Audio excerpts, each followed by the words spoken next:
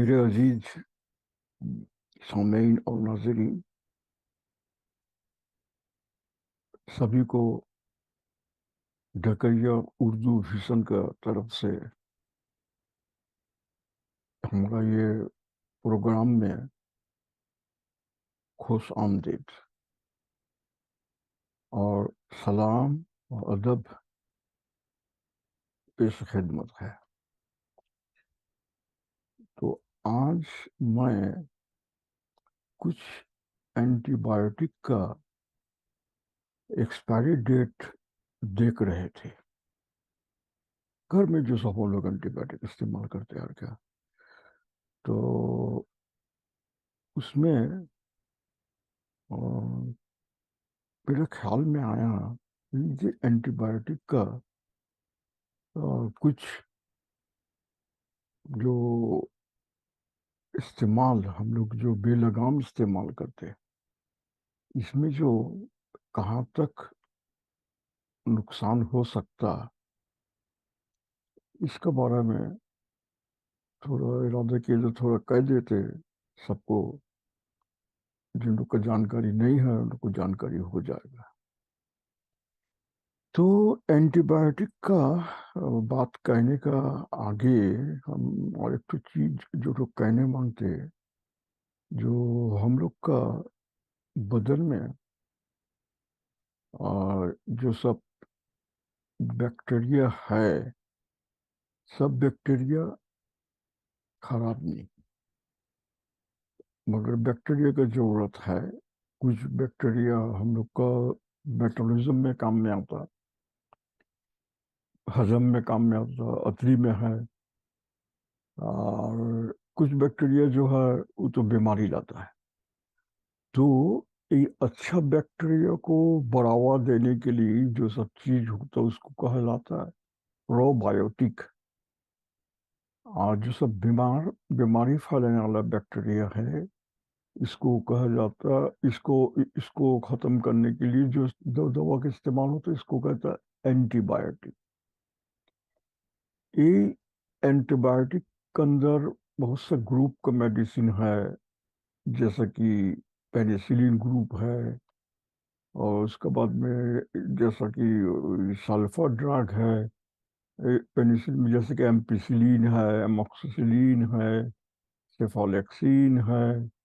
उधर sulphur drug में भी है सल्फर मेथोट्रेक्सोल और कोट्राइमेक्सोजोल का, सॉरी कोट्राइमेथोप्रीम और सल्फर मेथोट्रेक्सोल का कॉम्बिनेशन दवा है। फिर जैसे कि क्लोरामफेनिकोल है। ऐसा बहुत सा दवा है एंटीबायोटिक का। मगर ये एंटीबायोटिक जब न था तब तो बीमारी का एक बैक्टीरिया लोग का जय जयकार था। जय जयकार इन लोग को मिटाने वाला एक बॉडी का इम्यूनिटी छाड़ा, और कुछ जड़ी बूटी छाड़ा ऐसा कोई खास एंटीबायोटिक था नहीं। तो ये एंटीबायोटिक का काम हुआ जाके इस सब बैक्टीरिया को उसको मार डालना या उसका बढ़ती को कमा देना, ताकि वो या उसको उसको उसको जो न्यूट्रिएंट है, खाना है जो गिजा गिजा को बंद करके उसको कमजोर करके मार डालना। ऐसा एक एक एंटीबायोटिक एक एक तरीका में इस्तेमाल करता है। तो अगर ये एंटीबायोटिक का बेलगाम इस्तेमाल हो तो क्या होता है?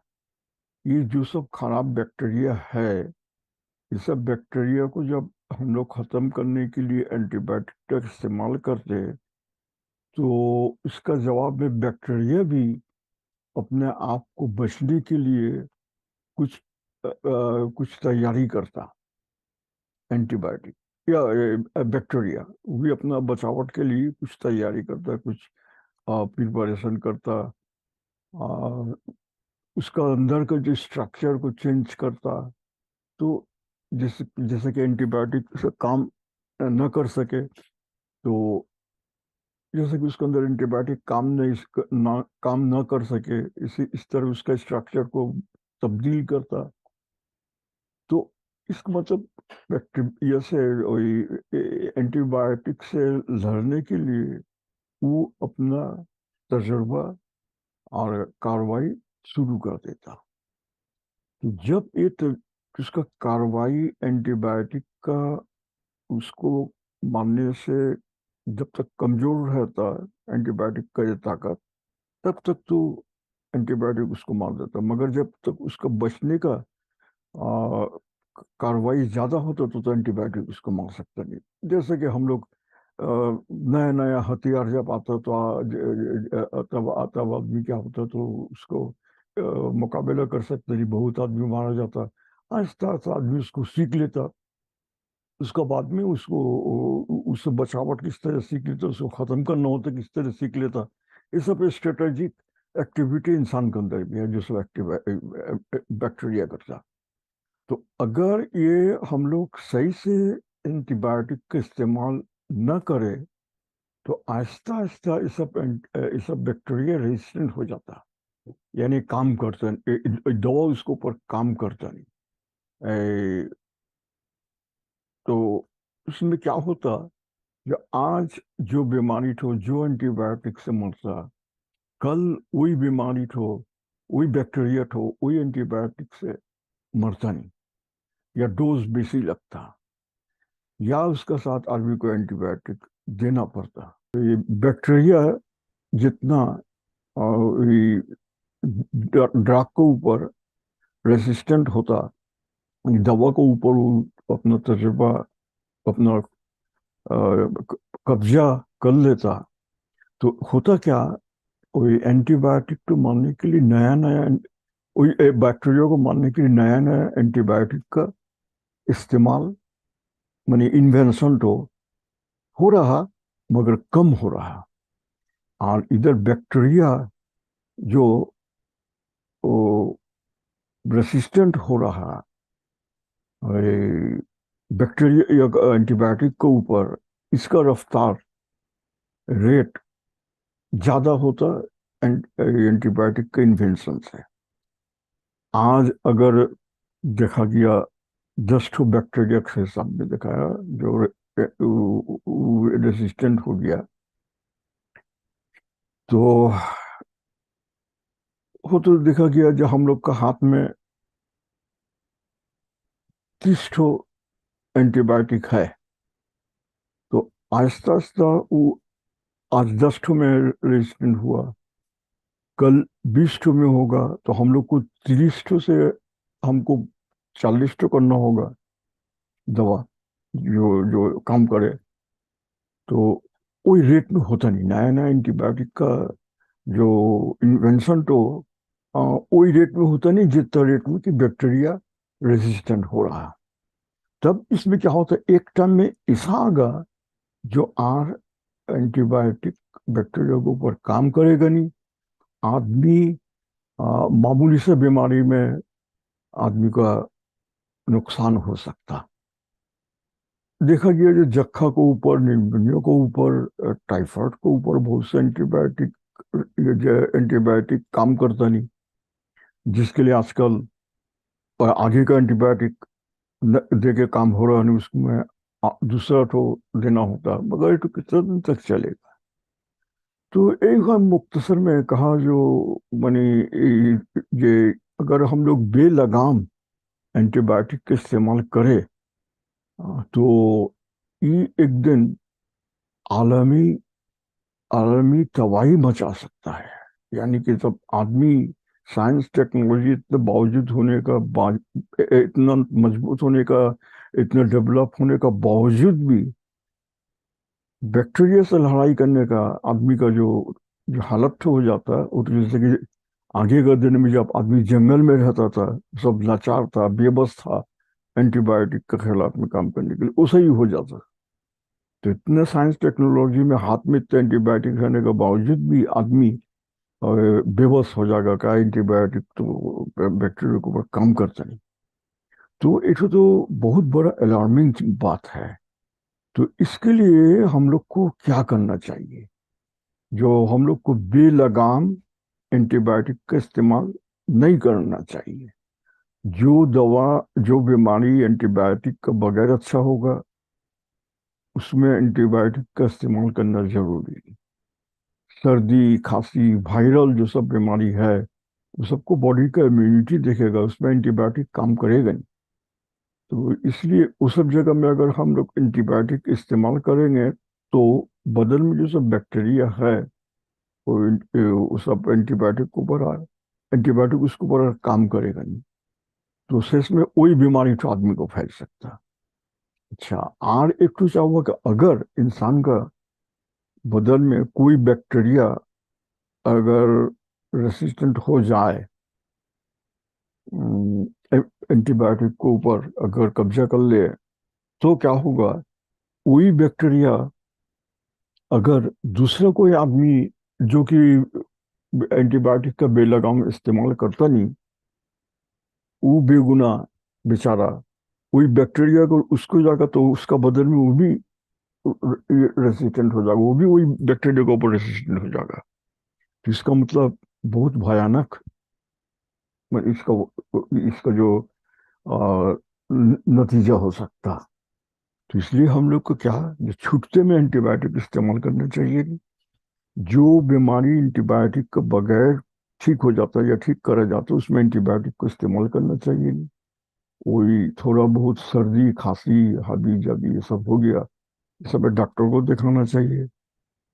एंटीबायोटिक का डोज मान के चलना चाहिए, जैसे कि हमरा कोई एंटीबायोटिक का जितना मिलीग्राम का जरूरत है, हम लोग अगर उससे कम खाए तो भी बैक्टीरिया रेजिस्टेंस हो सकता है। अगर हम लोग जैसा कि कोई बहुत सब एंटीबायोटिक है, उसको हर दिन में 3 दफा 8 घंटा बादे बादे खाना होता है। 8 घंटा बादे बादे खाना चाहिए। जो सब 6 घंटा बादे बादे यानी 24 घंटे में 4 दफे, और जो तो 8 घंटा बादे बादे 24 घंटे में 3 दफे, तो उसको हिसाब से खाना चाहिए, गैप देना चाहिए नहीं। और दूसरा बात हुआ जो कोर्स है, जैसे कि एंटीबायोटिक का कोर्स है तो 3 दिन 5 दिन 7 दिन, जिसका जो कोर्स है वही कोर्स को कंप्लीट करना चाहिए। और नहीं तो वही सब बैक्टीरिया जो सब रहता है वो मरता नहीं, वो तजुर्बा हासिल कर लेता, और वही तजुर्बा एक बैक्टीरिया दूसरा बैक्टीरिया फैला देता, जिसका वजह से बाद में जाके वो सब बैक्टीरिया क्या होता है, वो सब रेसिस्टेंट हो जाता है। तो ये सब चीज़ का तो इसलिए यानी छूटते में एंटीबायोटिक बेलगाम इस्तेमाल नहीं करना चाहिए। आज जैसे कि आज एक बीमारी मेरा एक एंटीबायोटिक से कमा, कल मेरा वही जात की बीमारी हो तो हम छुट के जाके जाके वही एंटीबायोटिक लेके चले आए फार्मेसी से। ये तो भी होना चाहिए नहीं। और सबसे बड़ा बात, जो डॉक्टर लोग को डॉक्टर लोग का प्रिस्क्रिप्शन बगैर किसी किस्म का एंटीबायोटिक बेचना बैन कर देना होगा, खास करके बांग्लादेश में या सब डेवलपिंग कंट्री में। हम लोग को यहाँ तो डॉक्टर का प्रिस्क्रिप्शन सारा सिर कूटने से भी कोई फार्मासिस्ट कोई एंटीबायोटिक देगा नहीं जब तक डॉक्टर का प्रिस्क्रिप्शन ना हो। अच्छा, और एक तो बात जो तो कह रहे थे, वो तो कह रहे थे, क्या कह रहे थे यानी वही याद आ रहा नहीं है। वो तो हुआ, हाँ, याद है। तो डॉक्टर लोग को भी चाहिए, रोगी ने बहुत से डॉक्टर लोग चाहता है कि भाई हम इतना टेस्ट मेस्ट में क्या जाने, पेशेंट का पैसा खर्च होगा, टाइम लगेगा, मेरा नाम तो खराब होगा, चलो हम एंटीबायोटिक दे देते हैं। बहुत से डॉक्टर ऐसा करता है, इसको करना चाहिए। और डॉक्टर लोग को और एक चीज करना चाहिए, जैसे कि मैंने तो बात का समान बात देखा है, जैसे कि किसी का टॉन्सिल में इन्फेक्शन हुआ, अ, तो उसको चट करके, जैसे काउंसिल में सब जगह में एम्पिसिलिन अमोक्सिसिलिन सेफोलिक्सिन ये सब अच्छा काम करता है। तो चट करके हम लोग को जो तो हम देखेंगे एम्पिसिलिन से होगा, हम उस जगह में अमोक्सिसिलिन देंगे, हाइड्रोस का ये देंगे। तो हम किस तरह जानेंगे गल्ला का बैक्टीरिया तो एम्पिसिलिन के ऊपर रेजिस्टेंट है या सेंसिटिव है? तो इसके लिए डॉक्टर लोग को चाहिए, जो एंटीबायोटिक देने का पहले उसका वही वही चीज का कल्चर करा ले। जैसे कि अगर टॉन्सिल में यह है तो टॉन्सिल का थ्रोट से आपको कल्चर कराना होगा, कल्चर का रिजल्ट आता है तो 2.5 दिन से 3 दिन तक लगता। यानी वो सब मुंह के अंदर से जो लोल लेके उसको ग्रोथ कराते, उसमें वही बैक्टीरिया का अभी बढ़ाता, बढ़ा के उसको टेस्ट करता है लेबोरेटरी में, टेस्ट करके देखते हैं भाई तो क्या बैक्टीरिया है, और ये बैक्टीरिया के ऊपर कौन कौन सा एंटीबायोटिक काम करेगा, कौन कौन सा एंटीबायोटिक अच्छा काम करेगा, माइल्ड काम करेगा, कौन कौन तो मीडियम काम करेगा, कौन कौन तो काफी सेंसिटिव होगा। यही 3 ये हम हिस्सा में भाग करता और क्या क्या एंटीबायोटिक होता। तब डॉक्टर देखेगा जो भाई ठीक है, जो भाई ए बीमारी के ऊपर इसमें जैसे कि स्टेफाइलोकोकस मिला या इकोलाई मिला, जो भी एक कोई एक बैक्टीरिया मिला, मैं ला के देखा जहाँ इसमें एम्पिसिलिन इसमें सेंसिटिव है, अच्छा है, एम्पिसिलिन है, मोक्सिसिलिन है, सिफोलिक्सिन और भी हायर डोज का है, वो सब सेंसिटिव है। तो जब ये सभी सेंसिटिव है तो उसमें उसको नीचे से पकड़ लेना चाहिए, जैसे कि एम्पिसिलिन को लेंगे। एम्पिसिलिन का पहले जो इस्तेमाल होता खूब यह किस्म का एंटीबायोटिक था, इसका नाम याद है, फेनॉक्सीमेथाइल पेनिसिलिन, बांग्लादेश में मिलता था, तो ईस्ट पाकिस्तान तक था। पेन भी में नाम लगता है, बाद में फिर पेन ब्रिटेन नाम में आया, पुणे कंपनी ने निकाले, उसका नाम है मोक्सिसिलिन।